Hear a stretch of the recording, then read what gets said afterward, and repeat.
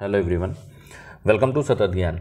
देखिए, कुछ प्रश्न हैं और कुछ प्रश्न को अफवाहों के रूप में प्रेषित किया जा रहा है या फैलाया जा रहा है, तो उन्हीं प्रश्नों को देख लेते हैं एक एक। देखिए, सबसे पहला ये प्रश्न है, एसआईटी रिपोर्ट पर बहुत सारी भ्रांतियां उत्पन्न हो गई हैं। मैं आप लोगों को बता दूं कि दोपहर में मैंने जो वीडियो बनाया था उसमें मैंने ये बोला था कि एसआईटी रिपोर्ट जो है पिटिशनर की काउंसिल को देने के लिए बोला गया है। क्यों बोला गया था? क्योंकि पिटिशनर के काउंसिल ने डिमांड की थी या रिक्वेस्ट किया था कि उनको एक कॉपी उपलब्ध कराई जाए। बात जितनी संक्षिप्त हुई थी उसमें जो समझ में आया था वो सभी आपको समझा दिया गया था कि हाँ ये चीज़ें हुई थी। लेकिन मैंने शाम को जब वीडियो बनाया जो लगभग 7 मिनट 45 सेकंड का है, उसमें मैंने एक एक बातें आपको क्लियर कर दी थी कि क्या क्या हुआ था।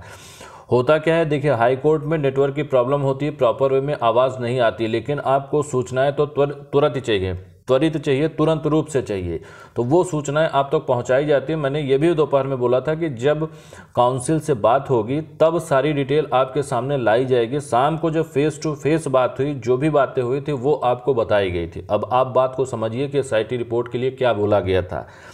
पहली चीज़ तो ये, पिटिशनर के काउंसिल के द्वारा एसआईटी रिपोर्ट की एक कॉपी देने के लिए बोला गया था, लेकिन रेस्पोंडेंट के वकील आप कहिए या एडिशनल एडवोकेट जनरल के द्वारा ये बोला गया कि एसआईटी रिपोर्ट देने का प्रावधान नहीं है, इसलिए वो नहीं दे सकते हैं।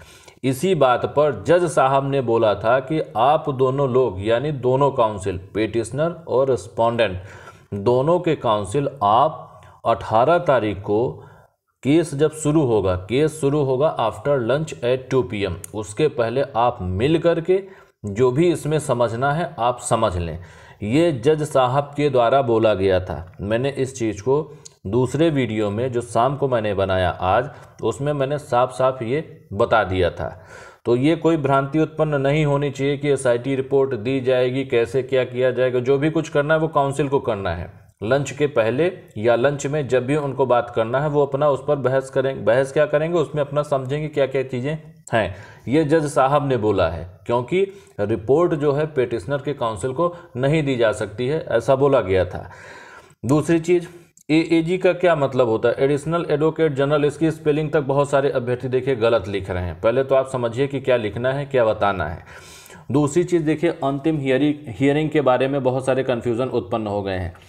अंतिम हियरिंग का क्या मतलब होता है कि आपका केस अंतिम पड़ाव पर है। सुनवाई 1 दिन में भी हो सकती है, 2 दिन में, 3 दिन में। 1, 2, 3 दिन का मतलब क्या होता है? मैंने पिछले वीडियो में, कई सारे वीडियो में मैंने बताए हैं कि अंतिम सुनवाई का मतलब ये हो गया कि हो सकता है 1, 1.5 या 2 घंटे के बहस में भी कंक्लूजन निकल आए, ऑर्डर जजमेंट आ जाए, या ये भी हो सकता है कि सुनवाई लंबी अगर चलती है तो 4-6 घंटे भी लग सकते हैं। अगर एक ही दिन में 6 घंटे सुनवाई हो जाएगी तो एक ही दिन में ऑर्डर आ जाएगा। अगर यही 3 दिन में होती है तो 3 दिन में ऑर्डर आएगा। कोई ये यूपीएससी, यूपीपीएससी या वीडियो 2018 का एग्जाम नहीं कि जो कि टाइम बाउंडेड है कि 2 घंटे या 3 घंटे में आपका पेपर होना है, 3 घंटे में रिजल्ट आना है। ऐसा संभव नहीं होता है। ये जजमेंट होता है। यहाँ पर सुनवाई होती, बहस होती है। जितनी लंबी बहस होती है उतना उसी के अनुसार जो है ऑर्डर या जजमेंट आता है। हो सकता है एक दिन में आ जाए, या ये भी हो सकता है कि 2 दिन में आए, या उससे भी ज़्यादा वक्त लग सकता है। एक अनुमान आपको बताया गया था। ये अगर आप सोच कर चल रहे हो कि 2 घंटे में आ जाएगा तो ऐसा संभव नहीं है।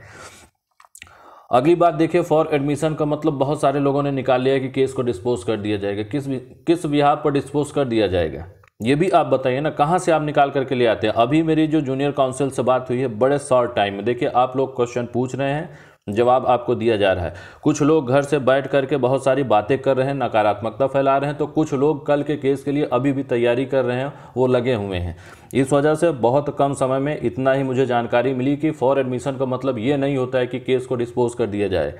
केस की हियरिंग कल होनी है, 2 बजे से ही होनी है, तो हियरिंग होगी, ऐसा जज साहब ने खुद बोला है। और आपने ऑर्डर भी देखा होगा, ऑर्डर का स्टेटस जो भी अपडेट हुआ है उसमें ये सारी चीज़ें लगी। केस कल का फिर से लगा हुआ है। अगली बात ये देखिए, बहुत सारे अपडेट आप देखते होंगे जब इलाहाबाद हाई कोर्ट पर जा करके केस स्टेटस में देखते हैं तो वहाँ फर्दर हियरिंग लिख करके आता है। फर्दर हियरिंग का क्या मतलब है?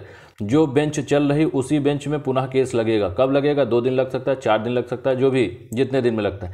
टाइड अप का क्या मतलब होता है? अगर किसी केस को टाइड अप कर दिया जाता है मतलब उसी बेंच में रहेगा। फॉर एडमिशन का मतलब क्या हो गया? फॉर एडमिशन का मतलब ये हो गया कि ऑर्डर आएगा, ऐसा नहीं कि आपका ऑर्डर नहीं आएगा केस डिस्पोज कर दिया जाएगा, ऑर्डर आएगा। और अगर ऑर्डर नहीं आना होता तो फॉर एडमिशन का मतलब यहाँ लिखने का नहीं होता।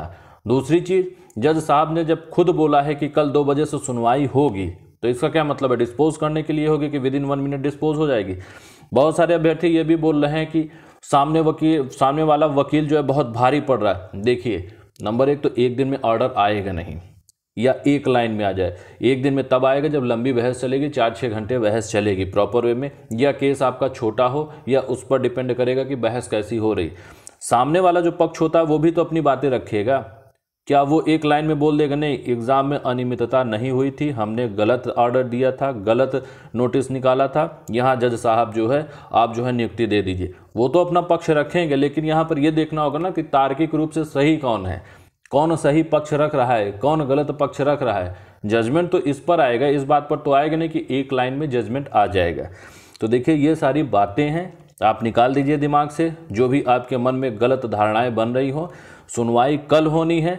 और चौथी बात देखिए, अनलिस्टेड की बात आ रही है कि अनलिस्टेड क्यों चला गया केस।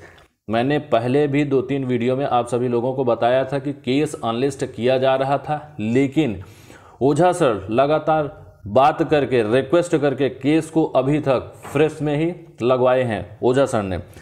अब यहाँ पर आप एक चीज़ देखिए, अनलिस्ट हो गया है।